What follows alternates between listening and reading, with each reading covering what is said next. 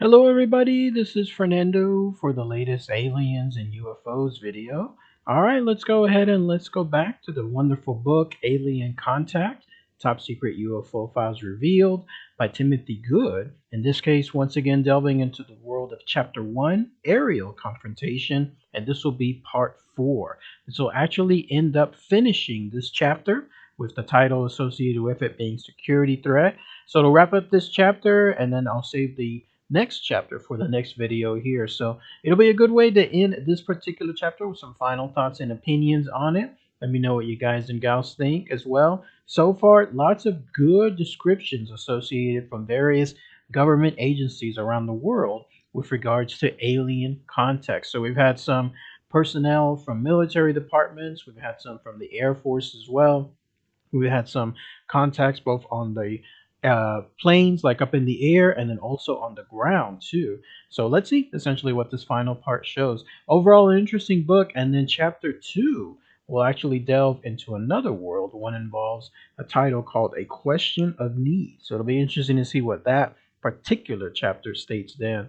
So again, let's go ahead and let's start this part 4 of chapter 1, and then again I'll give my own thoughts and opinions on it too. So here's what it says. Again, the title of it is Security Threat.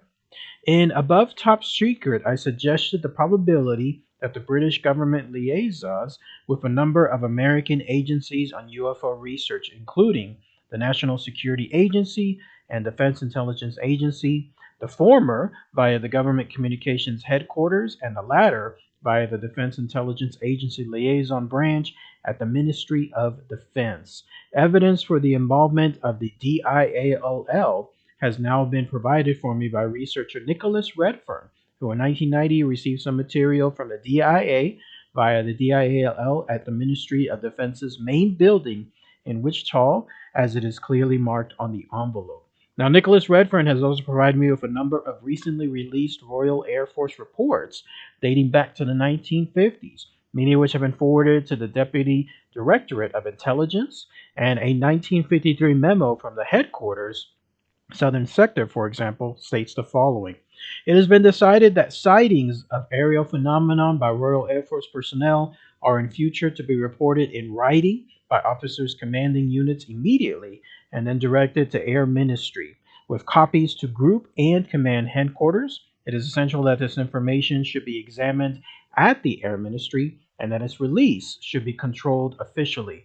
Personnel are to be warned that they are not to communicate to anyone other than official persons any information about the phenomenon they have observed unless officially authorized to do so.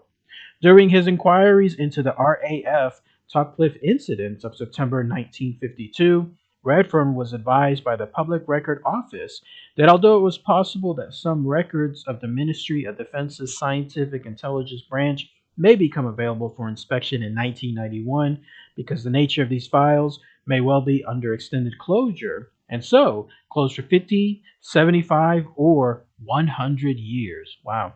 In my previous book, I cited a number of incidents involving civilian witnesses who had been approached by government investigators and then asked not to communicate their reports to the media.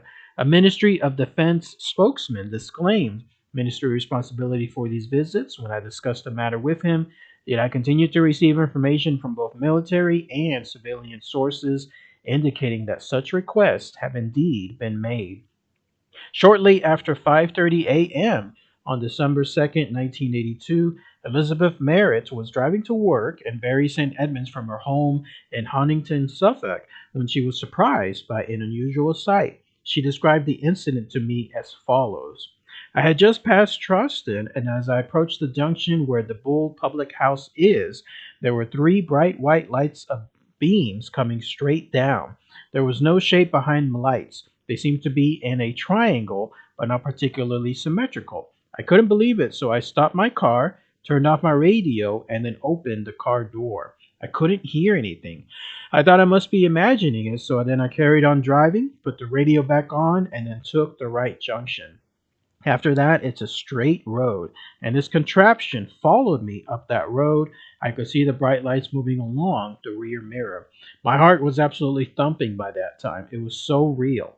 I'll admit I wasn't very brave. I was really shaking, but I'm a very cool-headed person in emergencies. Then this thing veered off to the right and the lights were gone. And I thought it must just be my imagination. It's not a spaceship.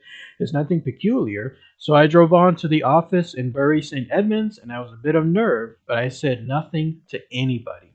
The following morning, Mrs. Merritt left home at exactly the same time, took the same route, stopping her car in the same locations as the previous morning, but no lights that might have accounted for the sighting could be seen. I just wanted to make sure that I hadn't imagined it, she told me. Returning home at lunchtime, Miss Merritt asked her husband, who worked at nearby RAF Huntington, to check at the base if there had been any helicopter movements during the time in question, and then went on to recount the sighting to him. So he rang up the air traffic control. They wanted to know why he was asking, and he explained that I thought I had seen helicopter movements, but they didn't say yes or no. Shortly afterward, an intelligence officer from the base telephoned to ask Miss Merritt for precise details of her sighting. I know what I saw, and I know I didn't imagine it, she told him, and this is why I asked my husband to confirm that there were no helicopter movements because they're the only aircraft that could have such bright lights shining down to the ground like that. The flight lieutenant made no comment, but phoned back later the same day. He asked me to go over the story again, Mrs. Merritt said. Well, I have a very good photographic memory, and I went over it line by line, and he said, now, I don't want you to go to the media about this. And I said, well, I'm not interested in the media, but can you confirm that I didn't imagine it? And I never got a yes or a no. The following Monday morning, December 6th, as Al Merritt was working at RAF Huntington, an interesting message was relayed over the tannoy system. It was to the effect that if anyone had seen anything unusual in the sky, they were to see the intelligence officer and were not to communicate with anyone else about it, Mr. Merritt told me, adding that in his opinion, the announcement was directly related to his wife's sighting and subsequent interview. In a 1989 letter to a Member of Parliament, Andrew Mitchell, regarding an inquiry on the subject by Nottingham constituent Bob Needham, Michael Newbert, Parliamentary Undersecretary of State for the Defense of the Armed Forces, responded in part as follows. The Ministry of Defense's sole interest in these matters is to establish whether or not reported sightings of UFOs present a threat to the security and defense of the United Kingdom using a judgment based on military expertise and an analysis of the available information. Unless we judge that they do present a threat, and this is not normally the case, then no further attempt is made to investigate or identify the phenomenon. Moreover, I'm sure you'll appreciate that we do not have the resources to undertake in-depth studies and that we could not justify the use of defense funds on scientific investigations unless a clear threat to the security of the UK has been identified. The MOD does not possess any positive evidence to suggest that alien spacecraft have landed or crashed on the planet, nor are we aware of any form of communication with extraterrestrials. The fact that threats to Britain's security are not normally the case implies that such threats have indeed occurred. As to the lack of defense funds to undertake in-depth investigations, I have learned otherwise.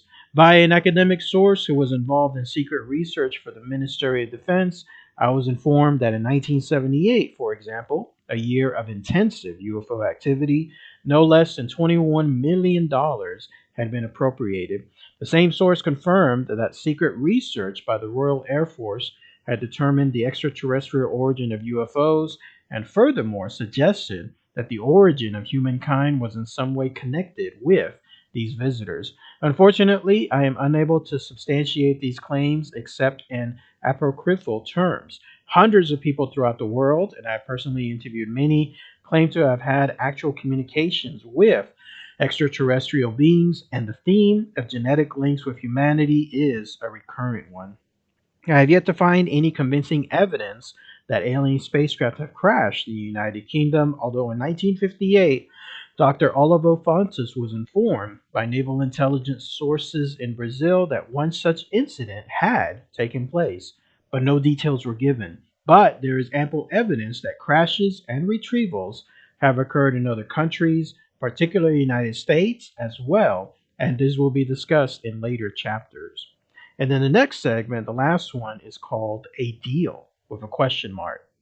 John Lear is the only pilot to hold every airman certificate issued by the Federal Aviation Administration and has not only flown for more than 160 types of aircrafts in over 50 countries, but has also flown many missions worldwide for the Central Intelligence Agency. He first became interested in UFOs in early 1987 after talking with the United States Air Force personnel who had witnessed the landing of a UFO outside the USAF RAF bases at Woolwich, Brentwaters, England in December 1980. Based on his research, drawn from a number of independent sources and then blended with published material, Lear believes that during 1969 through 1971, a secret United States government group made a deal with an alien species called extraterrestrial biological entities, or EBEs, as they are referred to in the spurious Majestic 12 briefing document allegedly prepared for President elect Eisenhower in 1952. See Chapter 6. The deal supposedly stipulated that in exchange for technology, which the aliens will provide us with, the government agreed to ignore the abduction of humans and suppress information regarding the mutilation of animals.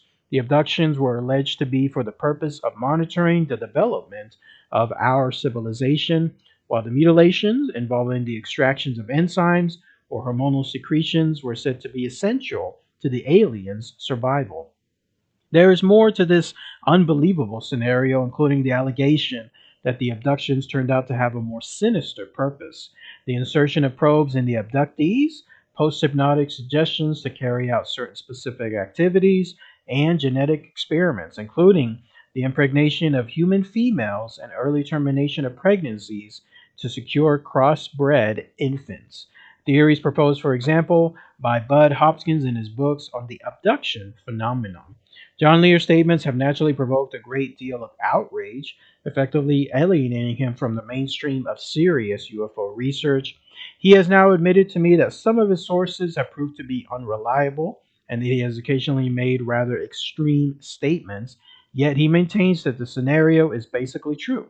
And in one respect, at least, he could be right. The idea that aliens could be involved in animal mutilations goes back several decades and is now inextricably woven into the fabric of UFO lore. But is there any truth to this bizarre and disturbing behavior? Then that's it. That basically ends Chapter 1, Aerial Confrontation, Part 4, from the book Alien Contact, Top Secret UFO Files Revealed by Timothy Good. So let's go ahead and let's talk about that here.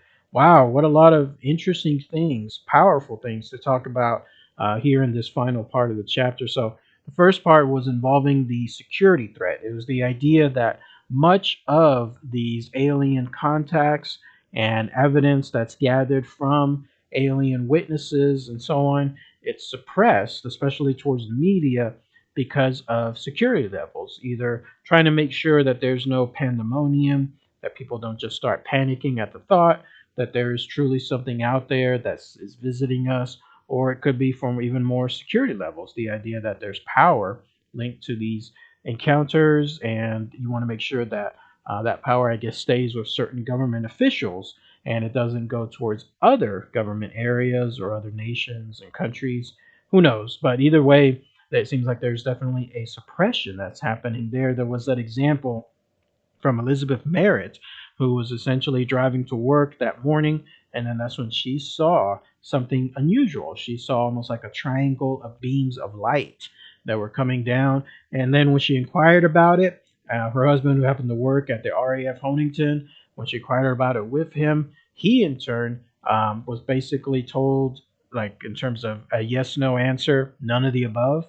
And then also, she in turn was contacted several times by that base, and they could never confirm yes or no, other than the fact that not to have her go to the media. So she never got a straight answer. He never got a straight answer. But there was a bulletin that was released about all personnel who reported sightings of UFOs to essentially only keep them, as far as the information, keep them with their superior officers, and that's it. Not mention it to anyone else. So definitely some suppression that's happening there. But what about that last part there, the one involving a deal, quote unquote? Here you have a situation where John Lear states that there is an agreement between the UFOs, the aliens within them, and the US government to essentially make sure that yes, they in turn can share technology, but that they in turn are allowed to abduct and continue to do experiments on people and continue to do mutilations with animals.